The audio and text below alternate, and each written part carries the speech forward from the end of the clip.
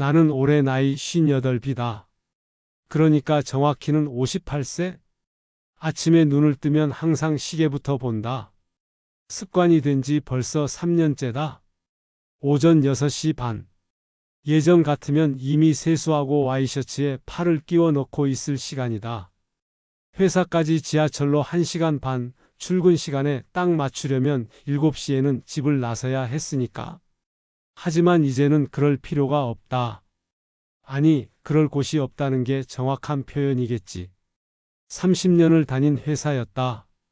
대학 졸업하고 신입사원으로 입사해서 과장 달고 부장 달고 마지막엔 본부장까지 올랐다. 임원은 못 됐지만 그래도 나름 성실하게 산 삶이었다고 생각한다. 매달 빠짐없이 국민연금도 냈고 회사 퇴직연금도 차곡차곡 쌓였다. 노후는 걱정 없을 거라 믿었다. 아내도 그렇게 생각했고, 그런데 회사가 구조조정을 단행한다고 했을 때 내 이름도 명단에 있었다. 55살 때였다. 희망퇴직이라는 그럴듯한 이름으로 포장했지만 사실상 정리해고였다. 거부할 수도 있었지만 그 뒤의 냉대를 생각하면 차라리 나가는 게 나았다. 퇴직금에 약간의 위로금을 얹어줬다. 계산해보니 3억 정도 됐다.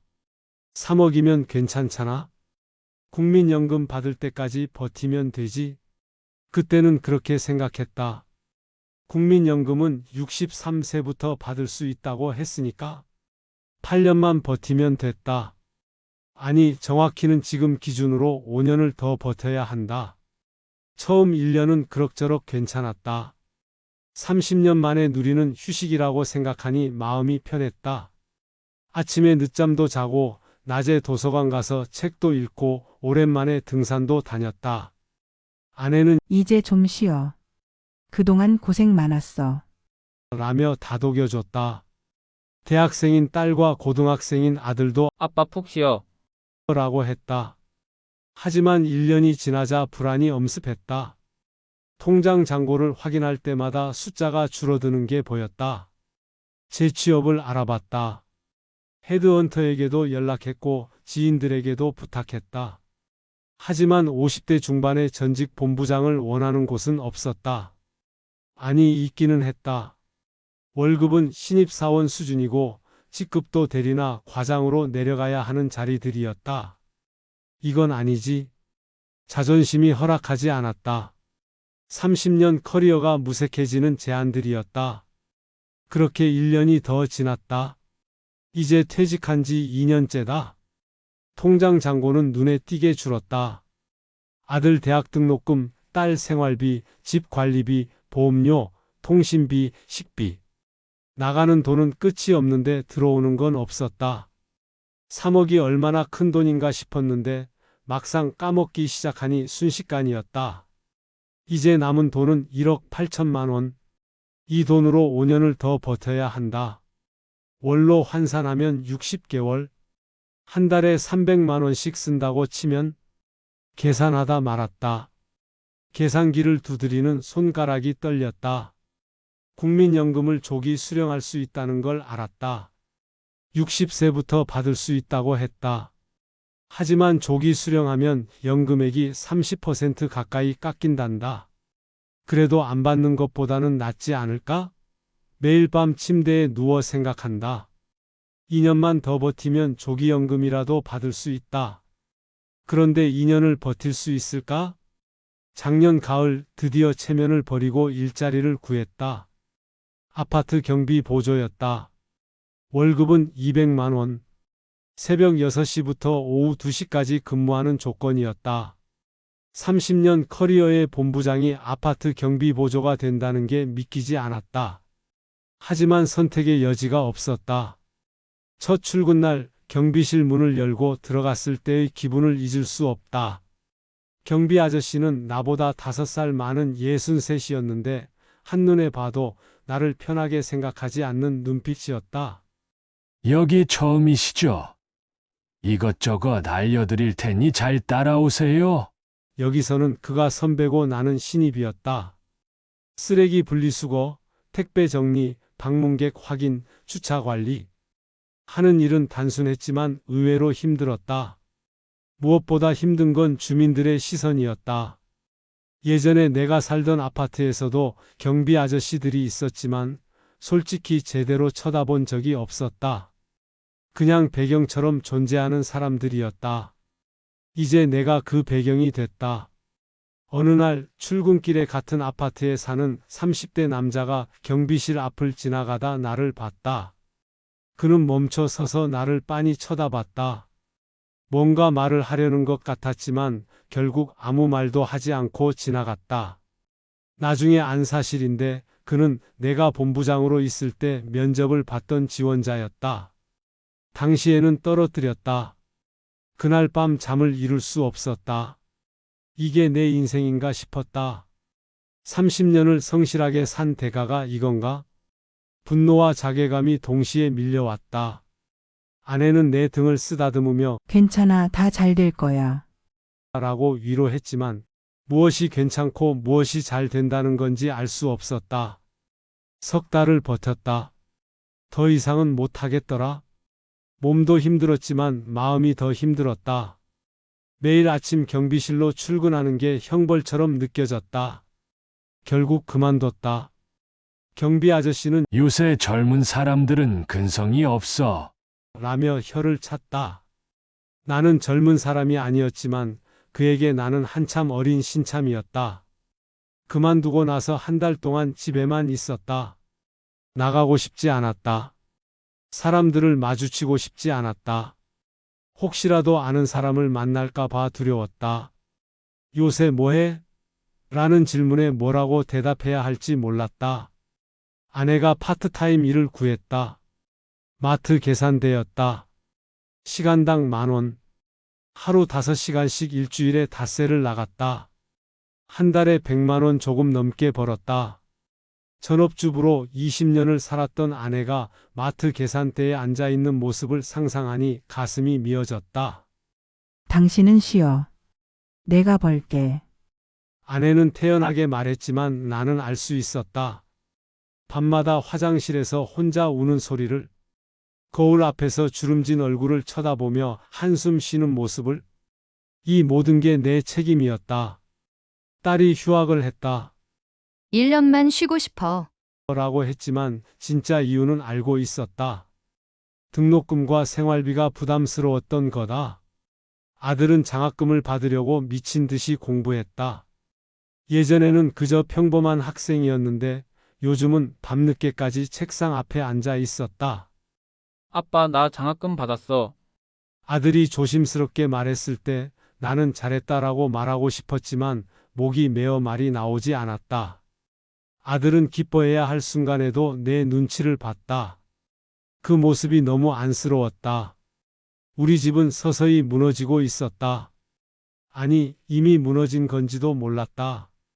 저녁 식탁은 침묵으로 가득했다. 예전에는 하루 있었던 일들을 이야기하느라 시끌벅적했는데 이제는 조용히 밥만 먹었다. 국민연금공단에 전화를 했다. 임의가입제도에 대해 물어봤다. 월 9만 원씩 계속 납부하면 나중에 연금액을 늘릴 수 있다고 했다. 하지만 지금 당장 9만 원도 아까운 형편에 그게 가능할까? 오히려 납부 예외 신청을 하고 싶었다. 하지만 그러면 가입 기간이 줄어들어 나중에 받을 연금이 더 줄어든다고 했다. 진퇴양난이었다. 지금 돈을 아껴야 하는데 그러면 미래가 더 불안해진다. 미래를 위해 지금 돈을 쓰자니 당장 오늘을 버티기가 힘들다. 어느 날 동네 성당 앞 게시판에 붙은 구인 광고를 봤다. 요양보호사 모집이었다. 자격증 취득 과정도 지원해 준다고 했다. 한 달 교육받으면 자격증을 딸 수 있단다. 월급은 230만 원부터 시작한다고 했다. 요양보호사. 30년 전에는 상상도 못했던 직업이다. 명함의 본부장이라는 직함을 찍던 내가 이제 노인들의 대소변을 받아내고 목욕을 시켜드려야 한다니. 하지만 선택의 여지가 없었다. 교육을 신청했다. 같은 반에는 50대 중반에서 60대 초반의 사람들이 대부분이었다. 여자가 남자보다 많았지만 남자도 제법 됐다. 첫 수업 때 자기소개를 하는데 다들 비슷한 사연이었다. 조기퇴직, 명예퇴직, 사업 실패, 자영업 부도. 51살의 한 남자는 25년을 다닌 회사에서 명예퇴직했다고 했다. 연금 받으려면 아직 10년이나 남았어요. 애들 대학 보내려면 일해야죠. 55살의 여자는 남편이 갑자기 쓰러져서 요양이 필요한데 자격증 따면 가족 요양도 급여를 받을 수 있다며 눈물을 글썽였다. 우리는 모두 연금을 기다리는 사람들이었다. 60세, 63세, 65세. 각자 기다리는 나이는 달랐지만 그 나이가 되기 전까지 어떻게든 버텨야 한다는 건 똑같았다. 연금은 구원처럼 느껴졌다. 그날만 오면 모든 게 나아질 것 같았다. 하지만 현실은 그렇게 호락호락하지 않았다. 국민연금 평균 수령액이 60만 원 정도라고 들었다. 내 경우는 30년을 꽉 채워서 좀 더 받을 것 같긴 했지만 그래봤자 100만 원을 넘기기 힘들 것 같았다. 한 달에 100만 원으로 어떻게 살란 말인가? 요양보호사 자격증을 땄다. 그리고 요양원에 취직했다. 첫 출근날 유니폼을 입고 거울을 봤다. 거기에는 본부장도 대학 나온 지식인도 없었다. 그냥 평범한, 아니 평범하기도 어려운 50대 후반의 남자만 있었다. 일은 생각보다 힘들었다. 몸도 힘들었지만 정신적으로 더 힘들었다. 치매 노인들은 나를 자식으로 착각하기도 하고 때로는 폭력을 휘두르기도 했다. 대소변 처리는 익숙해지는데 한참 걸렸다. 하지만 시간이 지나면서 조금씩 적응했다. 아니, 적응이라기보다는 체념에 가까웠다. 이게 내 인생이구나. 이렇게 살다가 죽는구나. 그런 생각이 들었다. 동료 요양보호사 중에는 65살의 박 선생님이 있었다. 그는 63세부터 국민연금을 받고 있다고 했다. 한 달에 70만 원 받아요. 그거로는 안 돼서 계속 일하는 거죠. 그는 이미 연금을 받고 있었지만 그것만으로는 생활이 안 됐다. 결국 계속 일해야 했다.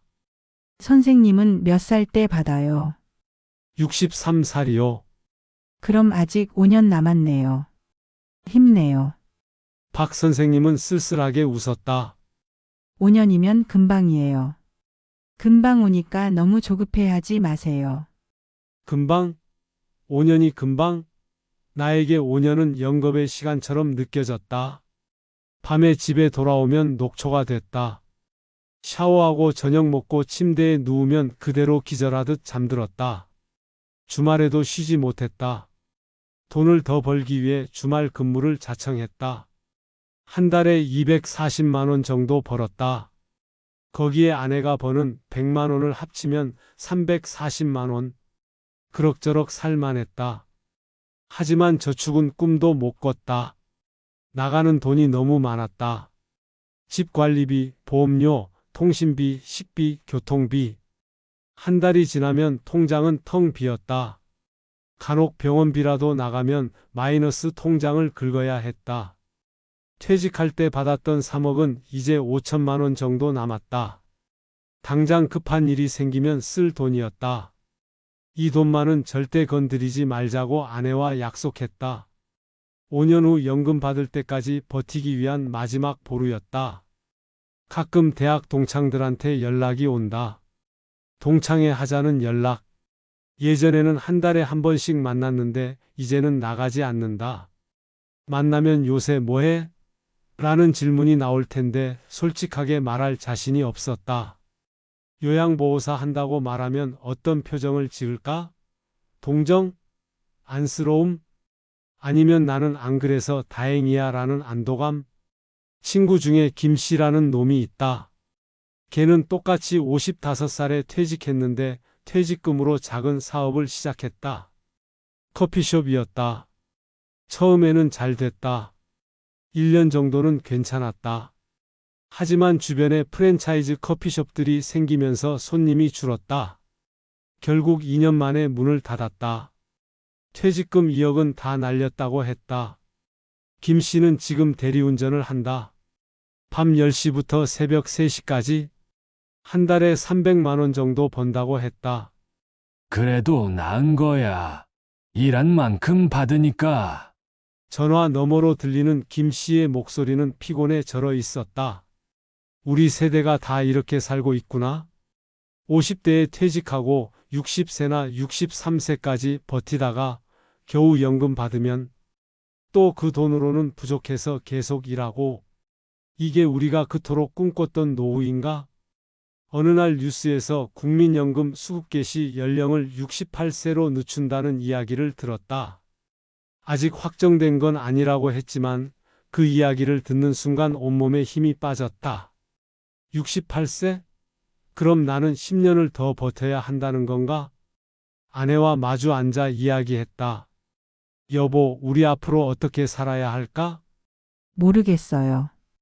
그냥 하루하루 버티는 수밖에. 미안해. 내가 무능해서. 무슨 소리예요? 당신 잘못이 아니잖아요. 하지만 아내의 눈에는 눈물이 고여 있었다.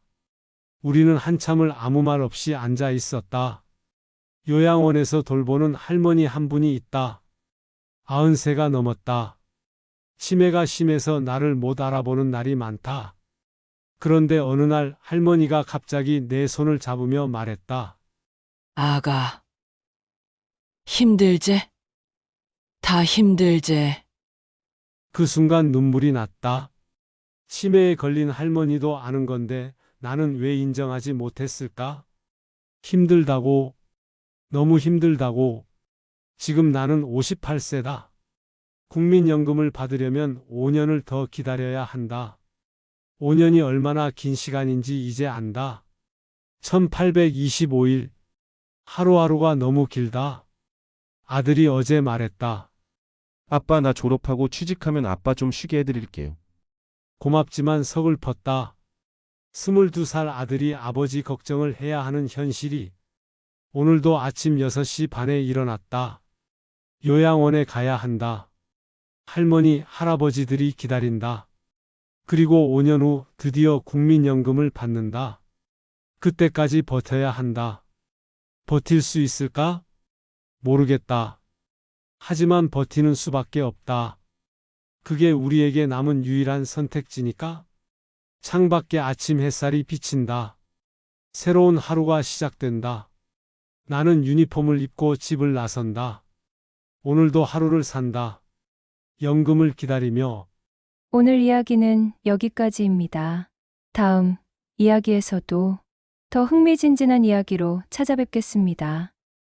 조, 대, 구, 알, 좋아요, 댓글, 구독, 알람은 더 많은 이야기 제작에 힘이 됩니다.